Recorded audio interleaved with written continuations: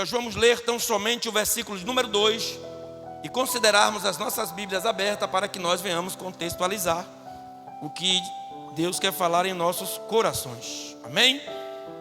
6:2 diz assim. Todos acharam?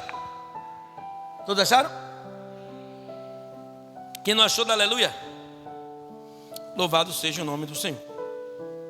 Então disse o Senhor a Josué: olha, tenho dado na tua mão a Jericó e ao seu rei e aos seus valentes e valorosos. Amém? Aí mesmo, reclina um pouco tua cabeça, considera a Bíblia aberta. Meu Deus e Pai Todo-Poderoso, aqui estamos diante do Senhor, conforme a tua vontade, segundo o teu dito, que é para congregarmos, para absorvermos cada vez mais conhecimento, para que nós não caiamos nas astutas ciladas do diabo. Meu Deus, aprove a nós, meu Pai, considerarmos as tuas ordenanças e fazermos dela prática de nossas vidas. Mas eu peço ao Senhor, com a nossa fragilidade, a vulnerabilidade que há em nós, pedimos ao Senhor, nos sustenta a cada dia, porque a cada dia torna-se difícil cada vez mais permanecer na tua presença, devido às circunstâncias que a vida, meu Pai, coloca diante de cada um de nós, a prova que somos a cada dia postos diante delas, e muitas vezes não conseguimos passar. Mas já visto, meu Pai, que vamos tratar de um assunto agora. Se não fosse a sua intervenção, aquele povo ficaria enclausulado naquele muro ou naquelas muralhas até os dias da sua morte. Mas o Senhor teve que entrar com a providência, no qual eu relatei aqui, meu Deus, semana passada, que é o ato impossível, aquilo que não compete a nós, mas sim ao Senhor. Então, meu Deus, enquanto estivermos aqui te adorando e buscando do Senhor, meu Deus, uma resposta, trabalha em nosso favor e faz com que nós sejamos mais do que bem-aventurados. E não só isso, te pedimos também, enquanto aqui estivermos, meu Pai, cultuando, engrandecendo o teu nome com nossa presença, poderíamos estar em vários outros lugares, mas o Senhor nos concedeu de estar aqui nesta noite. Então, se o Senhor concedeu que estivéssemos aqui nesta noite, nos concede também a tua graça e trabalha em nosso favor, em nossos entes queridos, em nossos processos, em nossa saúde, em tudo, meu Pai, que nós não podemos, meu Deus, fazer algo, que o Senhor faça o impossível e que o milagre aconteça em nome de Jesus e graças a Deus. Enquanto eu estiver aqui, toma conta dos meus filhos, da minha esposa, do meu ministério, da minha saúde, dos meus bens materiais.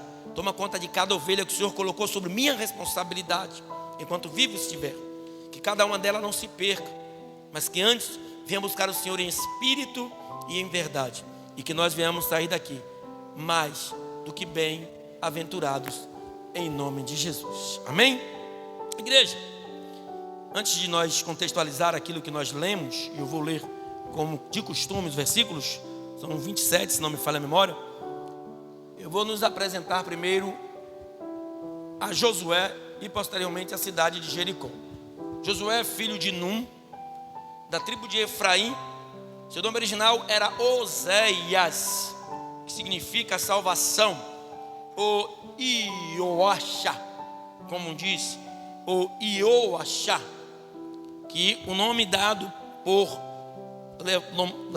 louvado seja Deus, Moisés, transformando ele em Josué, nome que também dá uma similaridade com o nome de Jesus, que é Yeshua, que em latim, traduzido para grego, significa também a nossa salvação, o nosso Salvador da glória. Tinha cerca de 40 anos quando ele saiu de dentro das possessões do Egito, por isso que há uma grande evidência que ele foi treinado pelos soldados de Faraó, na época em que ele estava lá, na sua juventude. Por isso, em Êxodo vai dizer que Josué coloca ele como um líder da tropa, ou comandante da tropa, para que ele liderasse alguns homens, porque provavelmente ele tinha prática em artilharia, ou em armas, ou coisas dessa natureza. E Deus ali pôs depois Josué como líder sobre sendo ele sucessor de Moisés após a morte de Moisés. Muito novo, algumas dúvidas em relação a Josué ter tomado o lugar de Moisés, mas Deus quis que assim fosse. E ali, depois que eles atravessam o Mar Vermelho, junto ainda com a liderança, ou sobre a liderança de Moisés, chega ali nas bandas do Jericó, e quando ele encontra, estavam ali dentro, se não me falha a memória, os cananeus, e eles disseram que o povo que vinha de lá para cá não iria passar ali. Eles fecharam a cidade e disseram: não vão atravessar aqui.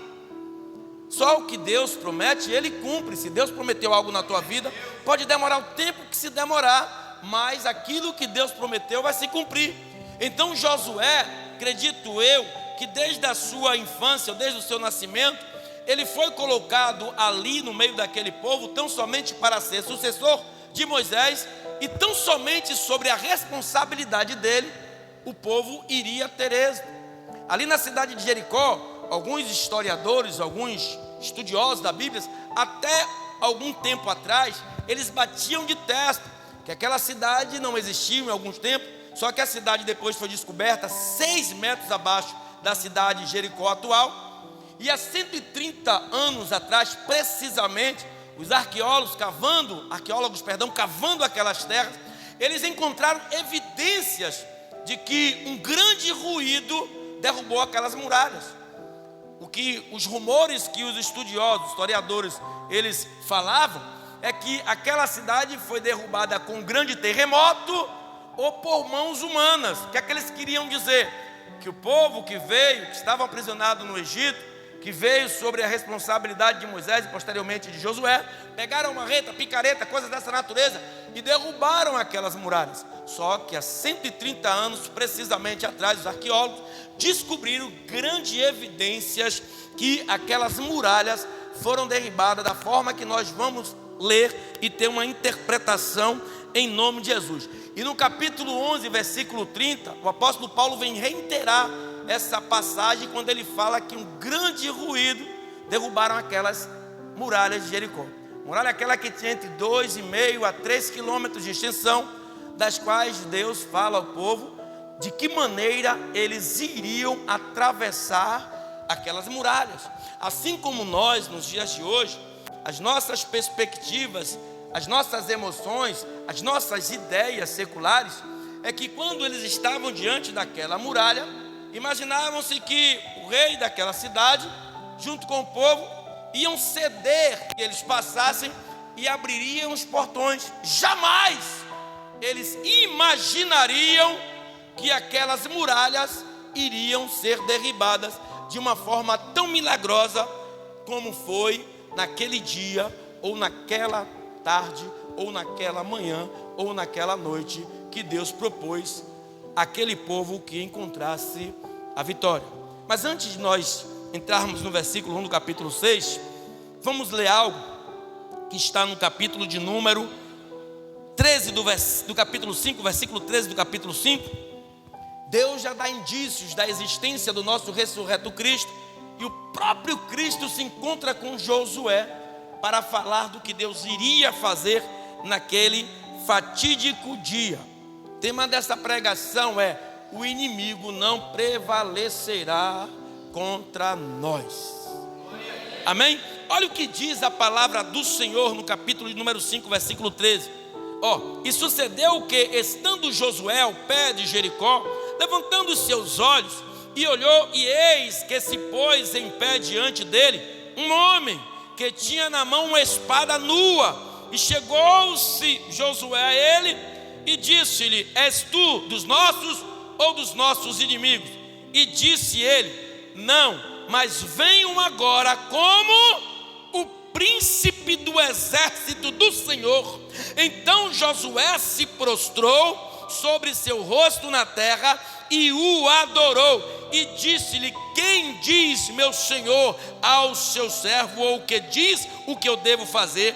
Então disse o príncipe do exército do Senhor a Josué: descalça os seus sapatos de teus pés, porque o lugar em que tu estás é santo. E assim fez Josué. duas situações que nós temos que compreender para que esse tenha sido já o nosso Jesus. Uma delas é que anjo, ele não merece que nós nos ponhamos de joelhos diante dele, a não ser o nosso Deus Todo-Poderoso. E se nós formos falar terrenamente, quando a princesa da Inglaterra morreu, o nome dela? Elizabeth? Morreu. Quem foi que ocupou o trono? O príncipe, filho dela, já com 70 anos. Então esse príncipe aqui é o nosso Jesus Todo-Poderoso.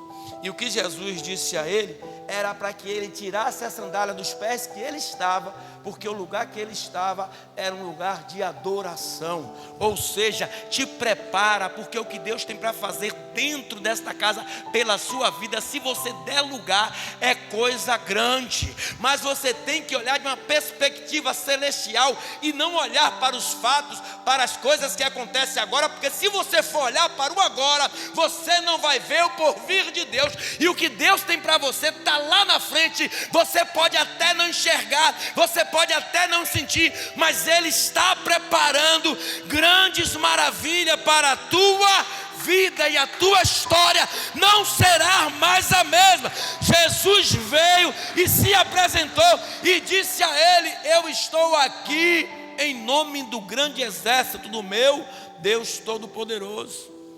E aí do versículo de número 1 a 5, Deus dá instrução espiritual a Josué, como ele deveria se preparar para aquela guerra.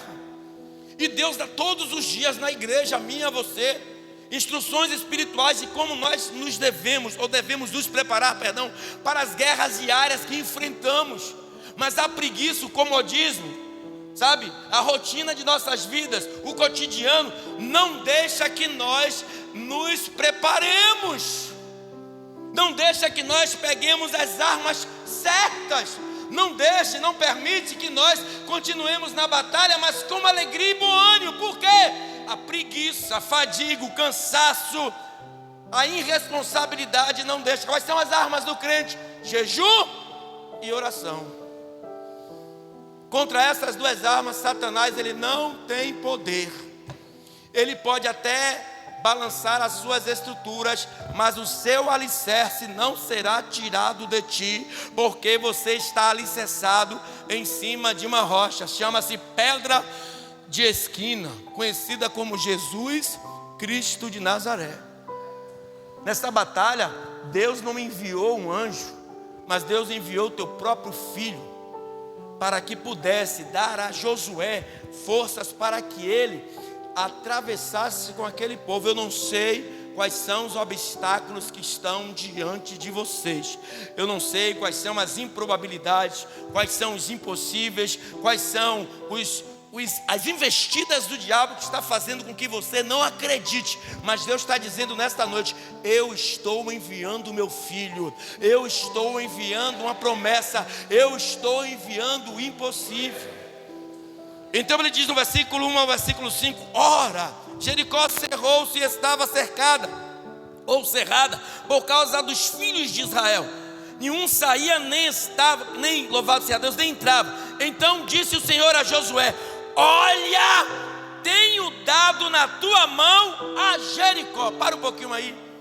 Por que Jesus não disse, ou melhor dizendo, Deus não disse: eu vou te dar em tua mão a Jericó, ou te darei em tua mão a Jericó? Porque ele disse: eu tenho dado. É porque a gente vê como hoje ele já vê diante, ou seja, o teu milagre já está nas mãos, mas você não percebeu ainda, porque você tem um olhar para as coisas que estão aqui perto de você. Começa a olhar Deus de uma maneira diferente, começa a olhar o teu adversário como pequeno e o Deus que você serve grande. O problema está ali existencial, mas mais existente do que o teu problema, que já existia antes da fundação dos séculos, é o Deus Todo-Poderoso que me criou e que te criou. Se você tem alguém a quem você clamar, a quem você pedir algo, peça a Deus, porque Ele tem instrução celestial para te pôr como vitorioso em problemas terrenos.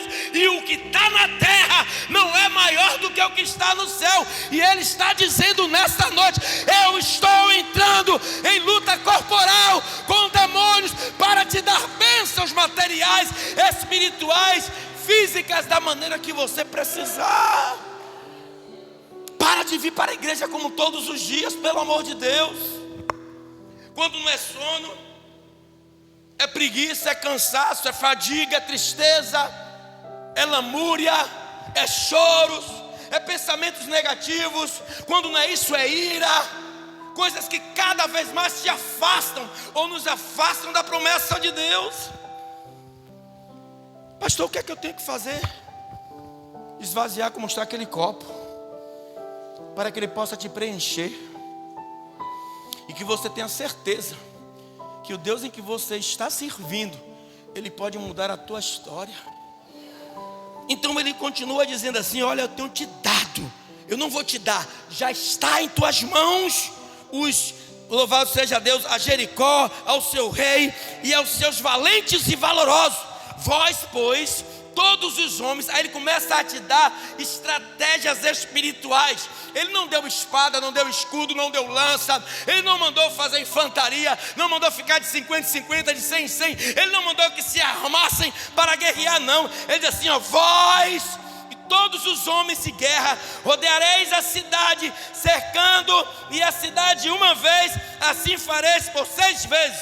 E 7 sacerdotes levarão não espadas, não lanças, não escudos, mas levarão buzinas de chifre. Era um chifre de carneiro deste tamanho.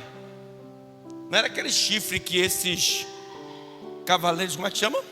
Vaqueiros usam, não. Eu já vi pessoas dentro de igreja, até mandaram essa semana para a igreja aí. Não tem nada a ver com aquilo ali. É um chifre de carneiro conhecido como chofar, desse tamanho. E a zoada não era zoada ensurdecedora, a ponto de trincar uma taça como essa, quanto mais a muralha de Jericó. Se não me falha a memória, 3 metros de extensão, de largura, e 2 comprimentos, e meio a 3 de extensão, por 4 metros de altura. A zoada, já fiz aqui, as pessoas dão risada, mas é uma zoada como essa. Vai estudar lá, povo de Israel.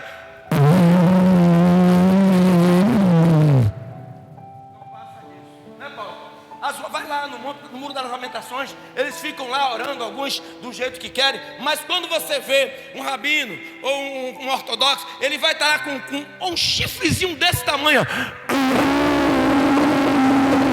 Interessante é que aqueles homens ficaram durante 6 dias rodeando aquela cidade. Eu imagino os soldados, os guerreiros ali dentro, os cananeus dentro de Jericó. Que diabo é isso? O que é que esse povo está fazendo? Estão malucos? Não, eles estavam se preparando para uma batalha terrena, mas com forças espirituais celestiais, porque contra isso Satanás ele não tem poder.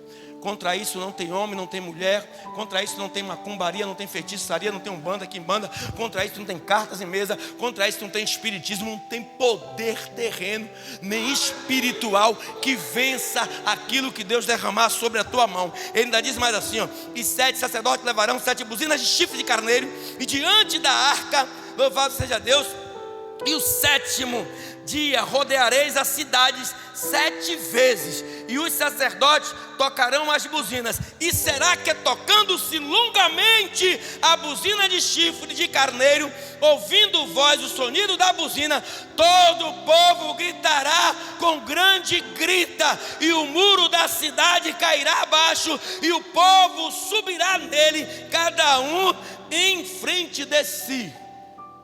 Deus está te dando em tuas mãos.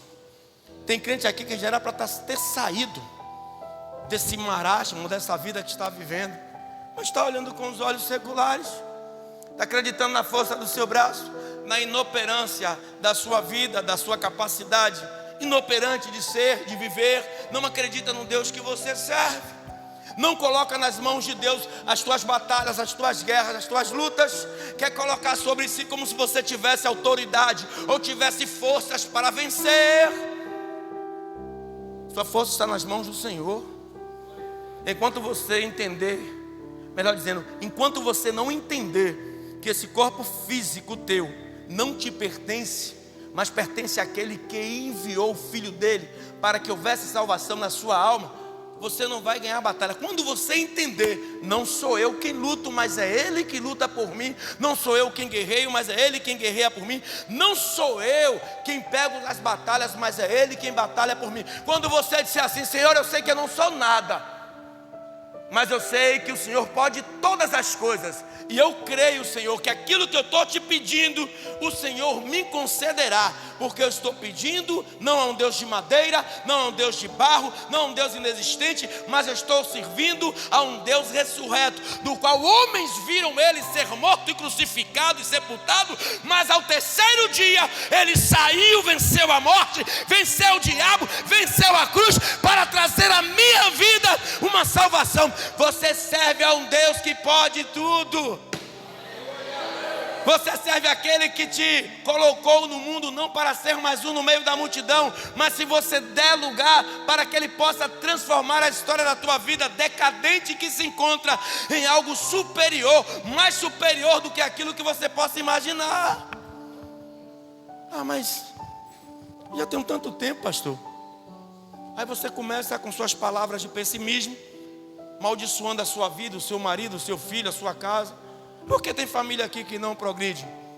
Aí eu vejo às vezes mães, pais, falando do filho, da filha que não cresce, que não vive espiritualmente para Cristo.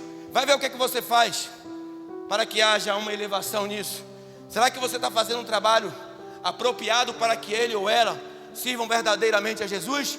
Ou você quer lutar com sua língua, com sua boca, com a sua força física, com sua ousadia, com eu não como nada, comigo é assim mesmo? Aí Deus não vai agir. Porque o que Deus disse a Josué: você vai trabalhar dessa forma. Não impunha espada nas mãos de vocês. Não coloquem escudo, que não precisarão de defesa. Não impunham espada, porque não precisarão atacar. Não coloquem lanças, porque vocês não precisarão brigar. Então somente creia nas minhas palavras. Aí quando você se coloca no lugar de adorador, Deus Ele vai fazer a obra. Você não já parou para pensar por que sua esposa não se transforma? Por que seu marido não se transforma? Por que seu filho não se transforma? Talvez você, como santarrão ou santarrona que se acha seu dono, a última bolacha do pacote, esteja achando que está fazendo as coisas certas, mas na realidade a tua boca te condena.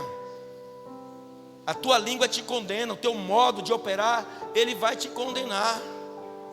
Porque quando Josué, ele se depara com o anjo, com Cristo, que ele começa a falar, ele dá a estratégia de como lutar, e todos aqui sabem como lutar contra adversários que vêm contra as nossas vidas, seja ele aparente ou seja não aparente, ou seja uma pessoa se levantando por intermédio de Satanás contra a tua vida, ou seja enfermidade, ou seja um problema que você não esteja sabendo lidar com ele, como depressão ou coisas dessa natureza. Ei, Deus, Ele pode todas as coisas. O teu adversário, ele não pode contra o Deus que nós servimos. Enquanto você se colocar como homens e mulheres que podem, que faz, que quer bater, que quer agir, ele vai ficar com as mãos atadas. Ele vai dizer: se você pode, eu não posso nada. Se você age, eu não age em nada. Não é com força nem com violência. Não é com rigor físico, mas é com rigor em oração, em jejum. Saber que você é poderoso. Poxa, quantos exemplos!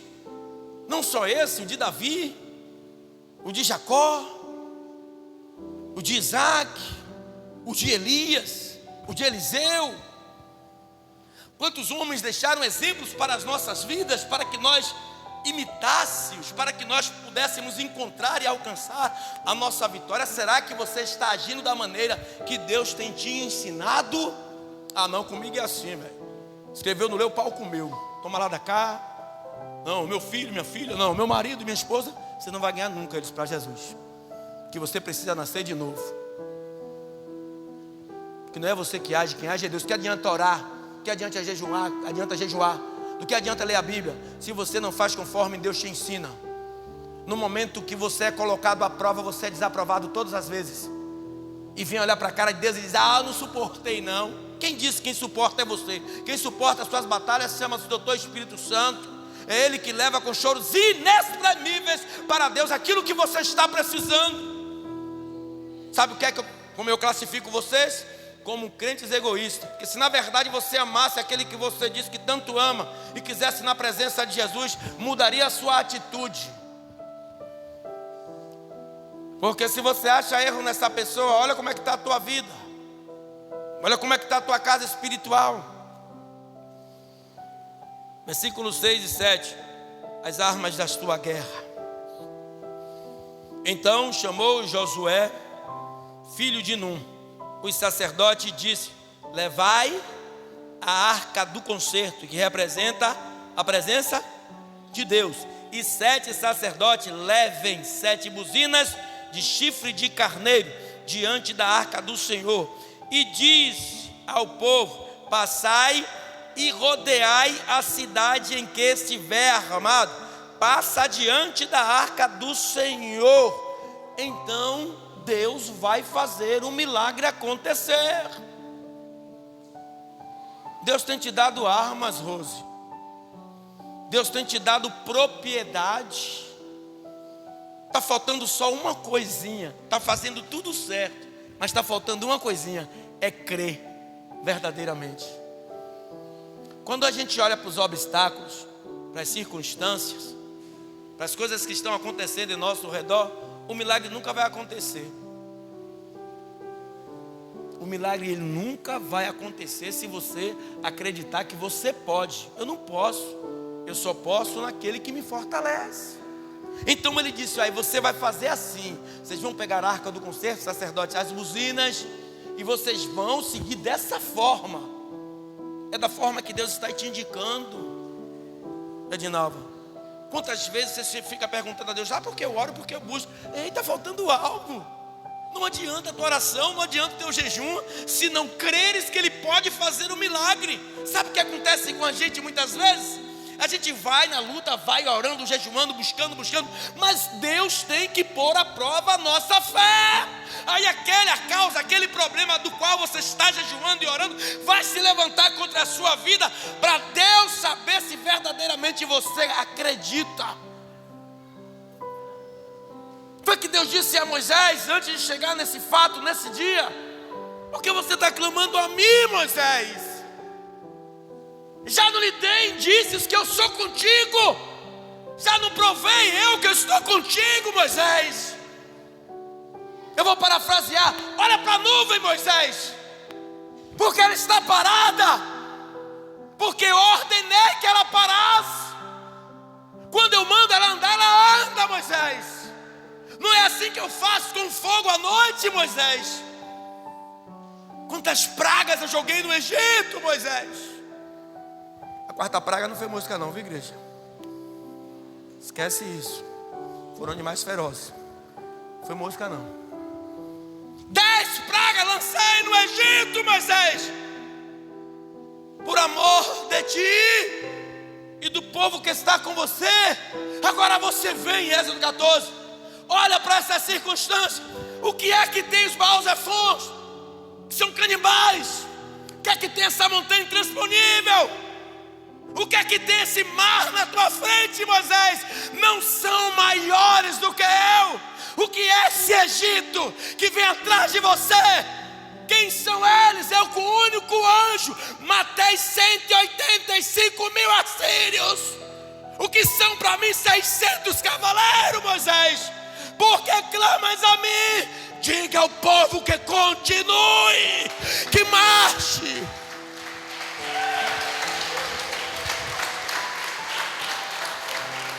Aí nós vimos Josué ter passado por essa experiência, e de repente ele para e fica analisando como ele iria fazer. A Bíblia diz que ele começa a olhar de longe, e Deus envia Jesus, o príncipe, o nosso conselheiro, príncipe da paz. Tira a sandália dos teus pés, que o lugar que você está é santo. Vou lhe dar instrução como você vai ganhar a guerra. Vou lhe dar instrução de nova como você vai ganhar a guerra. Jejue, ore, busca Ele todos os dias.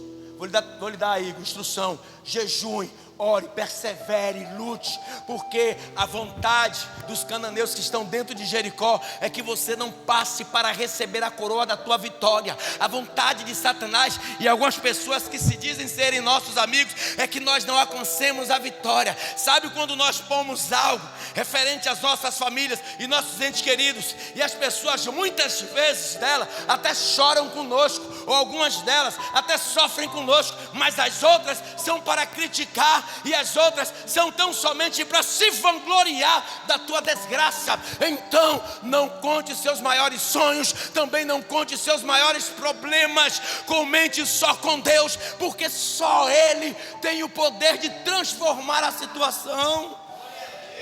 Mas coloque na mão dele e creia. Cada vez que você diz que não dá, Satanás diz que dá. Todas as vezes que você fala assim, não dá, aí Satanás, para mim dá. Para ele não dá, porque é mais difícil, mas para mim dá, porque o mais fácil ele está jogando em minhas mãos, que ela joga ele ou ela na sarjeta. Para ele não dá, porque ele é fraco. Eu ainda imagino Satanás, vou fazer alegoria não, mas sabe, Paulo, eu ainda imagino Satanás assim, olha para isso, e tu me expulsou daí, com toda a ousadia, com todos os meus pecados, eu sou mais crente do que ele, eu acredito mais do que ela, porque a tua boca fica deflagrando tiros contra a tua própria vida, dando álibi a Satanás para condenar a tua história. A tua história foi escrita pelo sangue do Cordeiro, e pelo sangue do Cordeiro é que tua história vai ter um final. Ninguém pode, no meio da sua batalha, desconsiderar aquilo que está acontecendo. Talvez estejam olhando agora, rapaz, como é que aquela mulher ainda está indo para a igreja? Como é que aquele homem ainda está indo para a igreja? Rapaz, é ser burro demais, as coisas só estão piorando. Ei, quem dita o final das coisas é aquele que te chamou no início. O meio são as provações que nós temos que passar para darmos valor a Deus, para que no final cantemos o hino da vitória.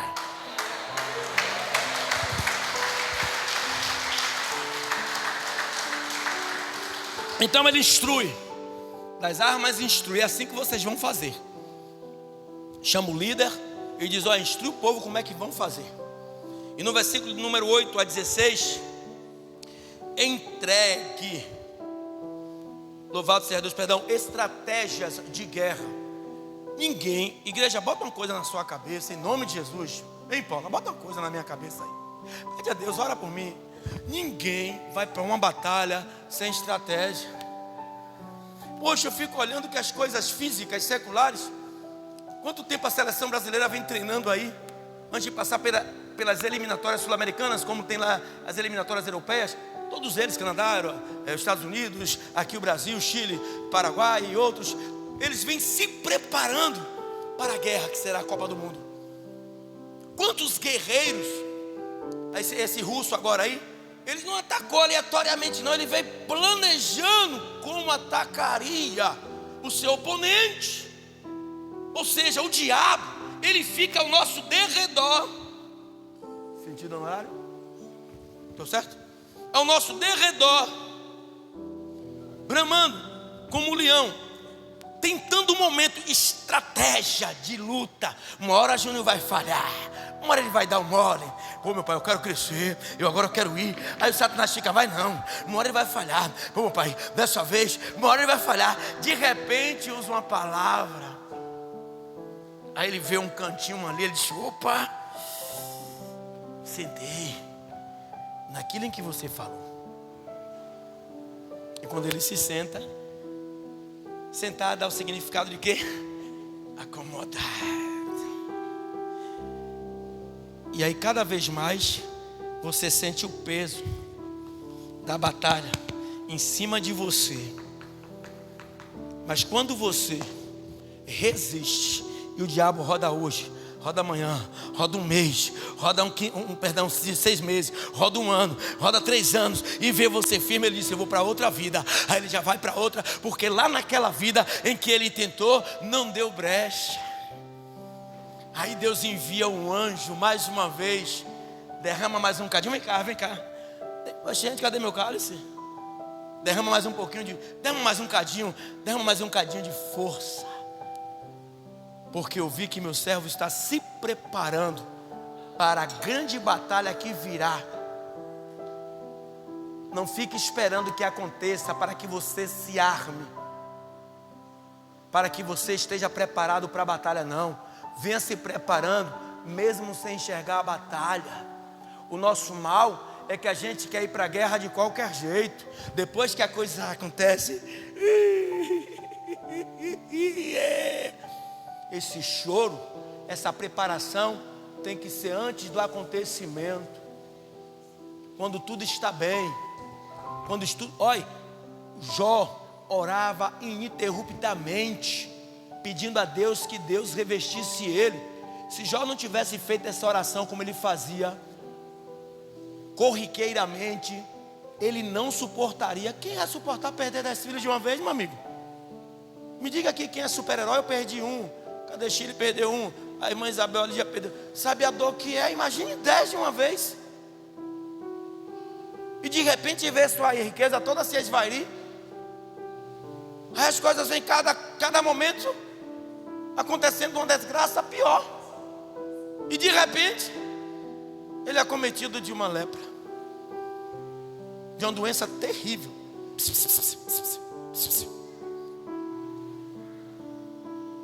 Que é uma doença que afasta as pessoas do convívio social.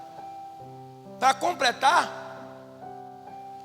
imagino eu, que ela não passou de perto, que ela não é besta, ele com lepra, o rancenismo.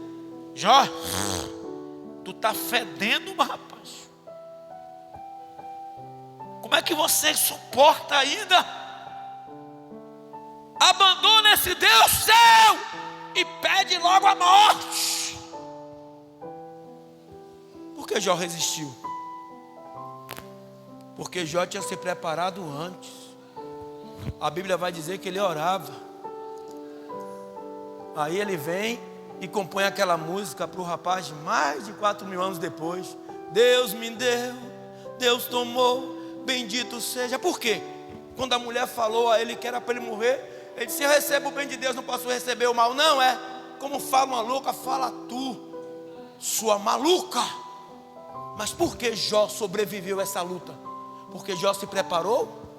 Mas o crente só quer orar quando o problema está diante. Se tiver tudo bem, gozando de plena saúde, com dinheiro no bolso, é praia, é pizzaria, é churrasco, é se juntar e vai. Por que a gente só se arma quando o bicho está pegando?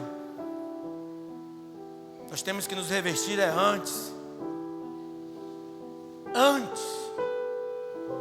Enquanto Josué estava ali pensando como iria fazer, Deus já tinha planejado tudo, porque eles já vinham em uma batalha recorrente, de perseguição, de escravidão. O que é que está acontecendo com o crente? O que é que está acontecendo com você hoje? Nós estamos cada dia mais presunçosos. Cada dia mais nós estamos, sabe? Uns crentes que não queremos nos preparar antes que o mal aconteça. Não, esperamos acontecer para depois orar. Você tem que orar antes. Até o ímpio, até o pecador, até o mundo conhece esse ditado: prevenir é melhor do que remediar. Não é? Previna-se. Se você está andando com aquela moto, dando, como é que chama? Como eu digo, com isso como empinar. Tem um nome que dão agora aí, não é? Grau.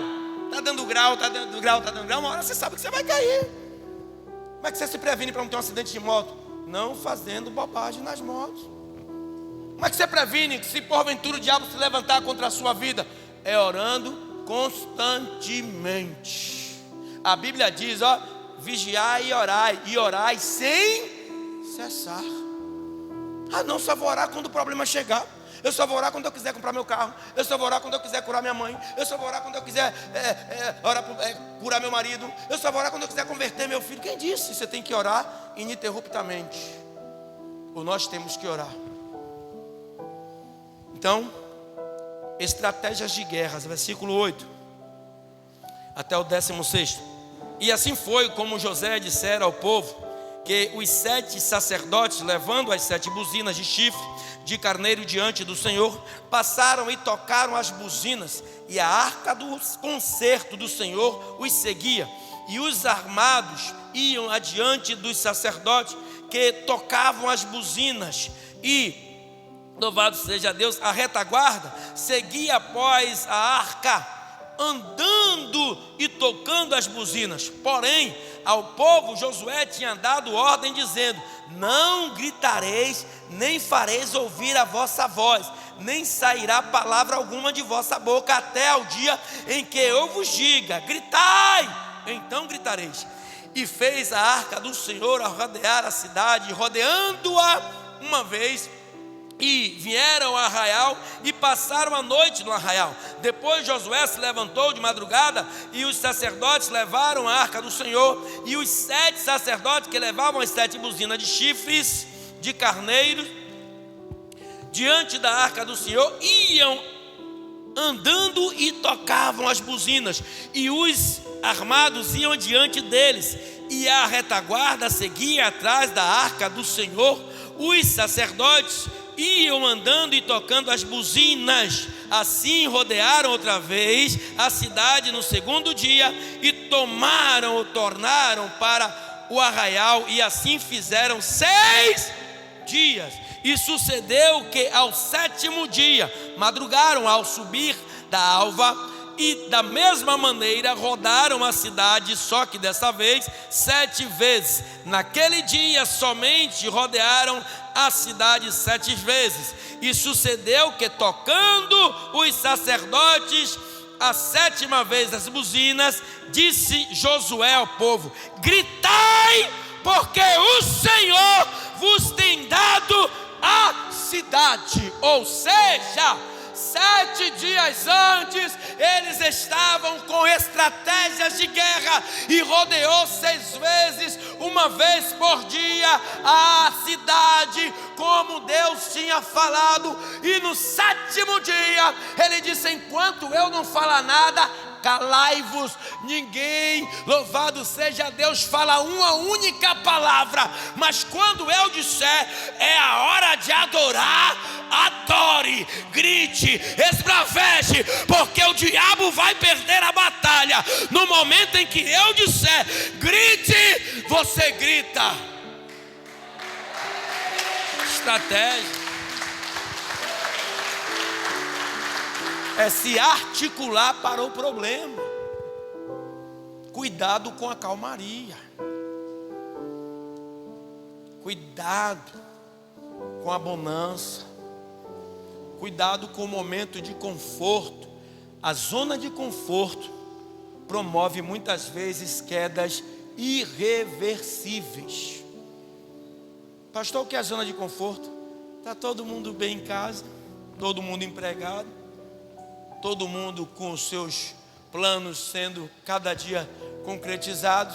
É nesse momento que a gente deve adorar. Por quê? Um exemplo. Vou falar o que Deus colocou em minha mente aqui agora.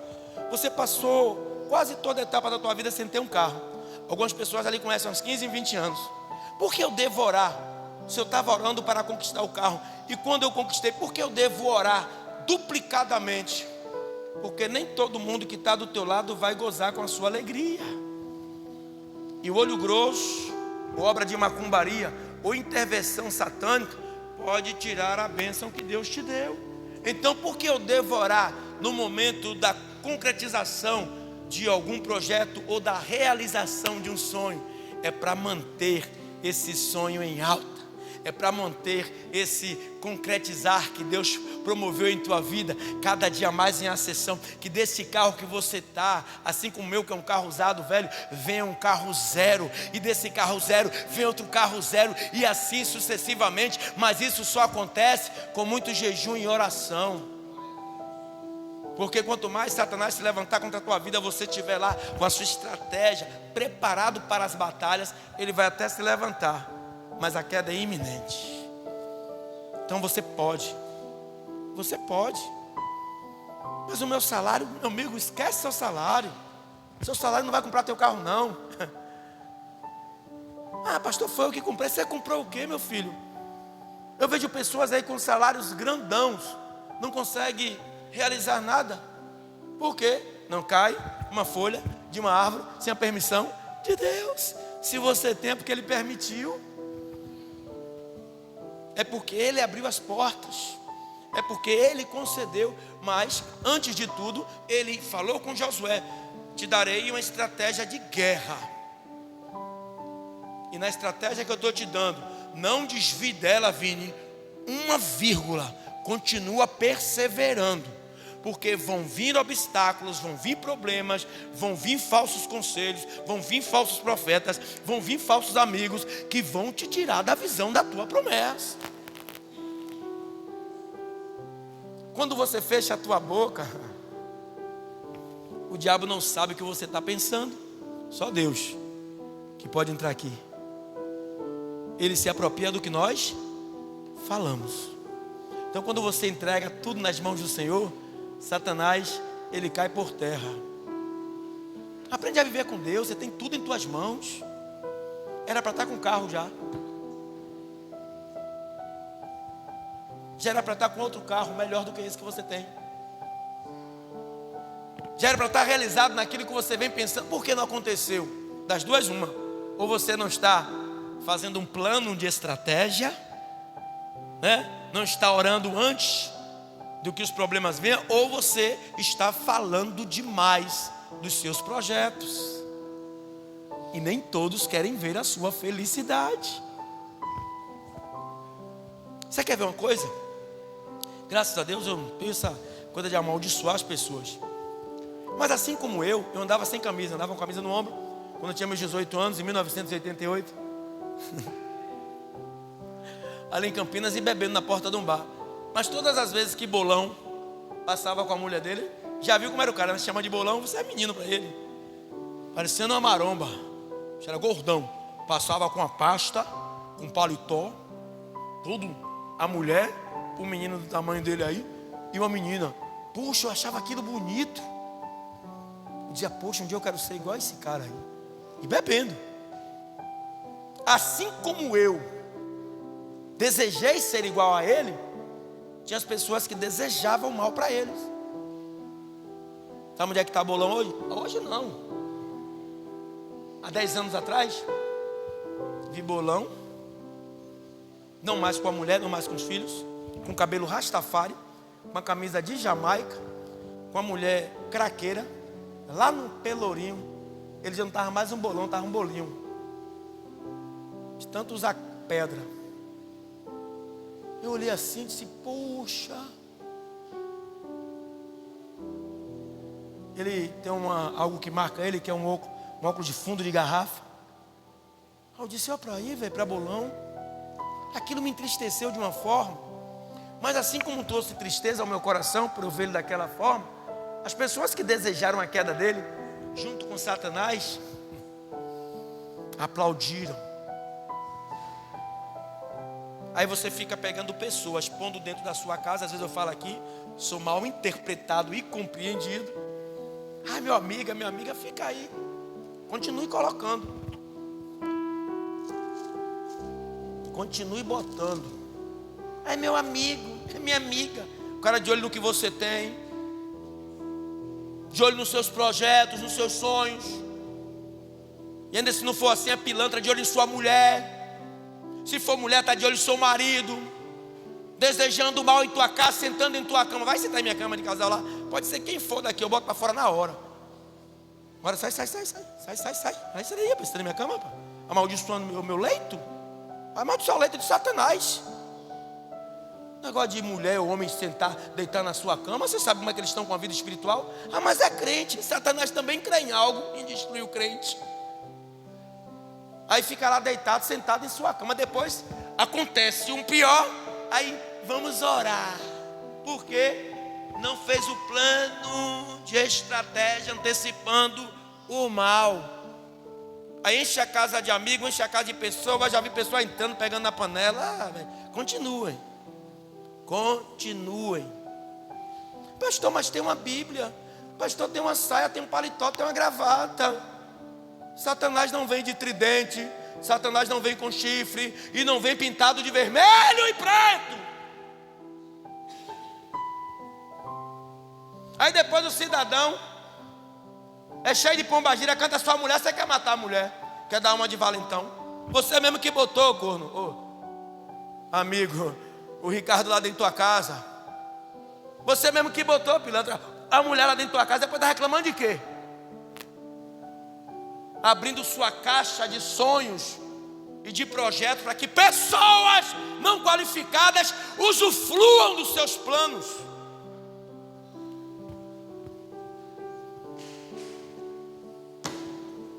Quando Deus, e nós vamos entrar agora nesse mérito, colocou Josué 2 espias naquela cidade para olhar o movimento, como é que ele iria fazer, porque até então Josué não sabia do que Deus ia fazer. A ideia de Josué era ver os pontos de fragilidade da cidade, onde eles iriam ou eles poderiam entrar para pegar ali. A ideia dele enviar os espias era tão somente para isso. Olha o que diz em nome de Jesus o versículo 17. Também eu venho pegar duas vertentes aí. Uma: não se levante contra o ungido de Deus. Aquele que abençoa o ungido de Deus é abençoado. O que amaldiçoa será amaldiçoado. Não se levante contra o ungido de Deus. Olha o que diz o versículo de número 17. Louvado seja Deus. Porém, a cidade será anátema, ou seja, destruída. Louvado seja Deus ao Senhor. Ela e tudo quanto houver nela, somente a prostituta Raabe viverá, ela e todos os que com ela estiverem em casa, porquanto escondeu os mensageiros que enviamos. Por quê? Ela protegeu aquele que Deus colocou como ungido, que enviou 2 espias. Então ela foi abençoada. A Bíblia vai dizer no final que até os dias de hoje, até os dias que escreveu, ela passou a fazer parte do povo de Israel, do povo de uma promessa. Por quê? Ela abençoou aquele que já era abençoado, ela protegeu aquele que já era protegido. Então Deus disse: olha, destrói tudo, e nós vamos ver lá, destrói tudo, põe tudo anátema, mas porém, a prostituta era uma prostituta, Raabe, ela e seus familiares poupem, e não façam dela algo maléfico, porque ela fez com que os meus espias fossem salvos dentro das possessões inimigas. Às vezes você fica pensando que é besteira, que é algo aleatório. Quando você abençoa o homem de Deus, meu amigo, pode se preparar, ainda que ele nem ligue o que você fez por ele, Deus, ele vai te abençoar. Mas eu te digo, é melhor que você não abençoe do que amaldiçoe. Se não tiver coragem, prazer, graça para abençoá-lo, também não se levanta contra a vida dele não, meu amigo. Não se levanta. Eu, esse pobre coitado que está aqui, esse mendigo espiritualmente, fragilidade, paupérrimo, se levanta não. Às vezes eu falo, as pessoas ficam pensando que eu quero botar medo. Não é não. Eu estou aqui, não é porque eu quero não. Ele já me deu fortes e grandes evidências de que Ele foi que me pôs aqui. Flávio, foi Ele que me chamou. Eu digo sempre esse exemplo aqui, eu dirigindo, André. Eu e André trabalhando. André já teve algumas experiências espirituais comigo. Que André trabalhou comigo 2 anos. Era motorista, ele era cobrador do coletivo. Uma mulher chegou, olhou para mim: olha, eu não te conheço, não sei de onde você é, mas eu quero te dizer que na igreja em que você foi consagrado, muitos foram consagrados, mas pela mão do homem. Mas você, quem escolheu foi Ele. Ele que te chamou. E já tive aqui vários momentos de eu cair, de eu desistir. Vocês que me conhecem agora, se vocês conhecessem, eu pus aí como era a nossa caminhada, e ali já estava em uma crescente. Mas começamos bem, sabe? Eram 8, 15 pessoas, debaixo de chuva, de sol, como não tinha parede no fundo, era plástico. Olha, quantas vezes eu pregava, aí o vento batia, o plástico não suportava a chuva, o vendaval, eu me molhava todo, mas não estava nem aí. Era uma caixinha desse tamanho, com um microfonezinho com fio, e eu cheio de vontade de pregar a palavra. E Deus, cada dia suportando, sustentando a minha luta e me livrando das investidas do diabo.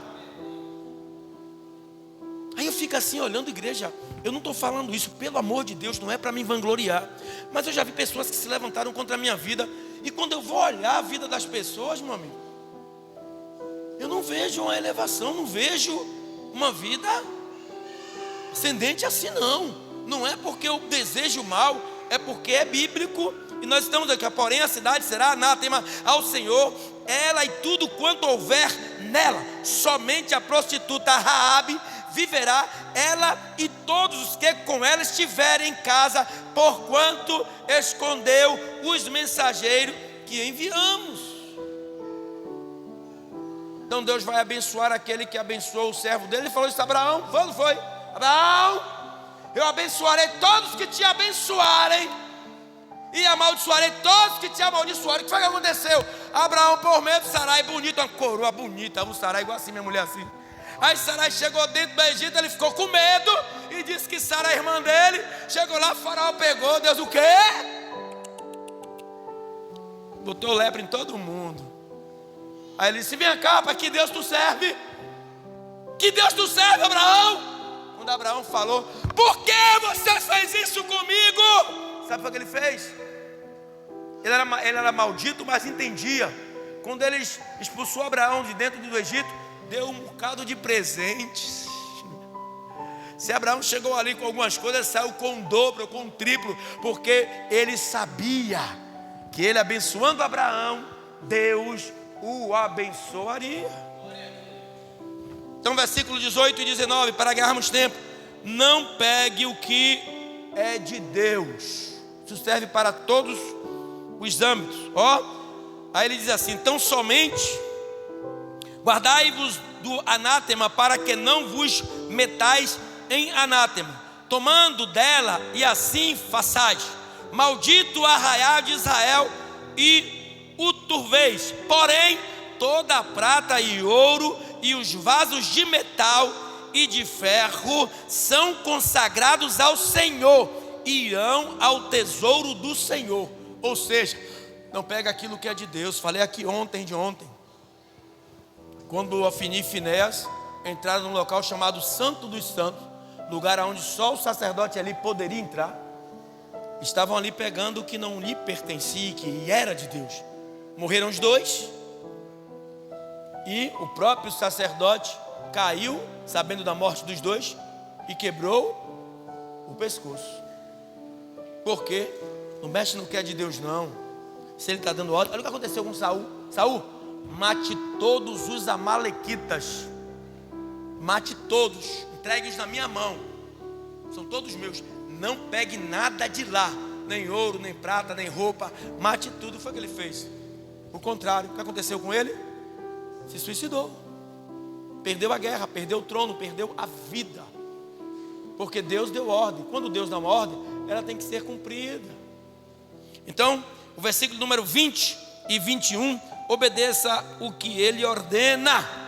Gritou, pois, o povo, tocando os sacerdotes, as buzinas, e sucedeu que, ouvindo o povo o sonido da buzina, gritou o povo com grande grita, e o muro caiu debaixo, e o povo subiu à cidade, a cada qual em frente de si, e tomaram a cidade, e tudo quanto na casa ou na cidade havia, destruíram totalmente a fio de espada, desde o homem até a mulher, desde o menino até ao velho, até ao boi, ao gado, miúdo e ao jumento. Ou seja, como Deus falou, eles receberam a ordem, cumpriram.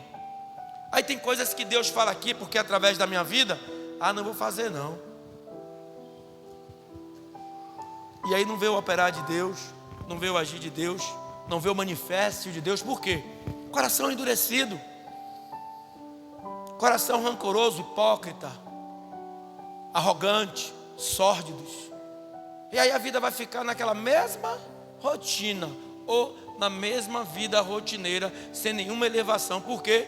Não vou fazer não, foi o pastor ali que mandou. Se fosse pastor da televisão, que tem 1 milhão de seguidores, aí eu iria. Se fosse pastor que faz oração pedindo um pix, meia-noite, todo mundo segue, nele eu faço. Branquinho, ele é branco, pastor é preto, não faço não. Pastor que eu conheço ali, pastor que de vez em quando esbraveja lá, solta uns gritão. Aqui, aquele cara não. Eu gosto daquele pastor que tem o cabelo liso, sabe, que tem passa uma brilhantina e fica ali todo, sabe, mansinho. Bote seu piques. Aí os idólatras, filho de capeta, aí por isso não gosta de mim. Aí chega lá, eu vou ajudar. Aí o pastor pede aqui 100 conto para ajudar na Kombi. Os miseráveis canguinha. Aí fica lá ajudando o cara que nem conhece a vida do camarada. Porque o cara fala manso, não fala igual a eu, sentado na cadeira, sabe? Não, cadeira, não dá um diabo na cadeira. Mas fica lá, bota uma mesinha. Meus amados, que Deus abençoe a vida de vocês. Que o Espírito Santo do Senhor, a cada dia, eleve no coração de vocês uma palavra abençoada. Pode crer, pega um copo com água, vamos orar, vamos falar com Deus. Deus está nisso aí, meu amigo. Mas não esqueça, o número é 4455-2533, é o número do Pix, para ajudar a nossa obra.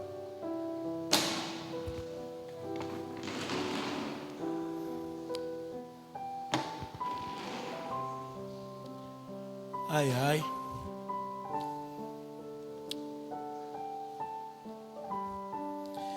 (22-25). O cuidado de Deus e nossa obediência. Ele só está repetindo. Amém? Josué, porém, disse aos 2 homens que tinham espiado a terra.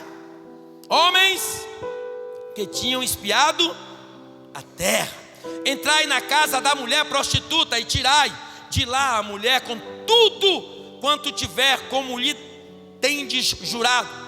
Então entraram os jovens e os espias e tiraram a Raabe e a seu pai e a sua mãe e seus irmãos, e tudo quanto tinha tiraram também a todas as suas famílias, e puseram-nos fora do arraiar de Israel, porque ela protegeu o povo do Senhor. Ou seja, a obediência, ou melhor dizendo, a capacidade dela cuidar do povo de Deus, trouxe a ela a responsabilidade de Deus também cuidar dos dela. Aí no 24 e 25 vai dizer assim, porém a cidade, tudo quanto havia nela, queimarão o fogo, tão somente a prata e o ouro e os vasos de metal, de ferro, deram para tesouro da casa do Senhor. Assim deu Josué a vida à prostituta Raabe e a família de seu pai e a tudo quanto tinha, e habitou no meio de Israel até o dia de hoje, porquanto escondera os mensageiros de Josué que tinha enviado a espiar a Jericó. Palavra do crente tem poder? Tem? Ajuda aí. A palavra do crente tem poder? A palavra do crente tem poder? Quantos, vamos hipoteticamente falar, crente haviam sobre a responsabilidade de Josué? Milhares, vamos usar esse termo? Então, se a palavra daqueles milhares tinha poder, imagina a de Josué, que teve tete a tete com o próprio Yeshua. Ele amaldiçoou aquela cidade, a ponto de Eiel, e nós vamos ver, reconstruiu aquela cidade, e seus filhos tão somente foram amaldiçoados. Por quê? Se a palavra de um crente tem poder, imagina a palavra de um líder espiritual. Será que ela tem poder? Olha o que diz a palavra do Senhor no versículo, para finalizarmos, 26 e 27. E naquele tempo Josué o esconjurou, dizendo: maldito diante do Senhor seja o homem que se levantar e reedificar esta cidade de Jericó.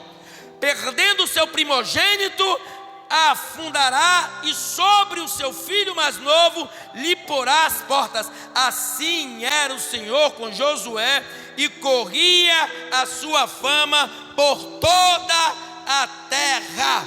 E assim Deus os fez porque assim Deus era com ele, porque Deus prometera e ele cumpriu aquilo que ele prometeu. Então, a fama de Josué, ela percorreu depois do milagre que Deus fez através da vida daquele homem. Então, igreja, a sua arma está sobre suas mãos, nos seus joelhos, nos seus jejuns, na sua capacidade de buscar a Deus, porque Ele pode fazer aquilo que eu e você não podemos fazer. Então entregue esta batalha, esta guerra, tudo isso nas mãos do Senhor, porque Ele pode fazer aquilo que eu e você não podemos fazer em hipótese alguma. Buscar Ele enquanto se pode achar, invocar Ele, porque Ele está aqui e Ele quer nos ajudar e Ele quer fazer de cada um de nós homens e mulheres valorosos para vivermos conforme as tuas forças, para que nós alcancemos, louvado seja Deus, grandes batalhas. Que o Espírito Santo de Deus conceda a mim e a você a capacidade de buscar a Ele em meio a tudo que você está vivendo. Se a luta está difícil, é algo impossível aos teus olhos, entregue tudo nas mãos do Senhor, mas entregue com capacidade e responsabilidade e diga a Ele: Senhor, eis-me aqui, a batalha está diante de mim, não sei como lutar, mas o Senhor sabe como guerrear as minhas batalhas. Fica de pé em nome de